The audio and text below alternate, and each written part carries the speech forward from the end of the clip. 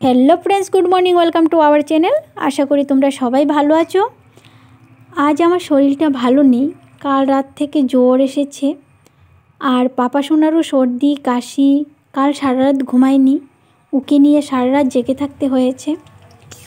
শরীর যতই খারাপ থাকুক খেতে তো হবে, তাই না? তাই পাপা সোনাকে ঘুম পাড়িয়ে দিয়ে এখন চলে আসলাম রান্না করতে।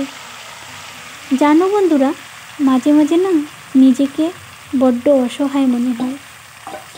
একা করে যদি মাথা ঘুরে পড়েও যাই তাহলেও দেখার কেউ নেই। যদি সারা দিন না খেয়ে থাকি তাহলেও খেয়েছে কিনা বলার মতো কেউ নেই। সত্যি একটা ভাগ্য নিয়ে জন্ম নিয়েছি। আমার মতো যাদের বর দূরে থাকে তারা সত্যি আনলাকি। তাদের সুখ দুঃখ বলার মতো কেউ থাকে না। জানো বন্ধুরা, আমার খুব ইচ্ছে ছিল যে আমার যেখানে বিয়ে হবে সেখানে যেন শ্বশুর শাশুড়ি সবাই থাকে, কিন্তু আমার ভাগ্য এতটাই খারাপ, আমি শ্বশুর শাশুড়ি ওনাদের স্নেহ ভালোবাসা থেকে বঞ্চিত।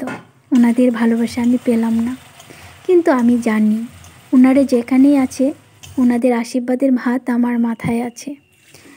আর দেখো, তোমাদের সাথে কথা বলতে বলতে আমার মাংসটাও প্রায় হয়ে গেছে।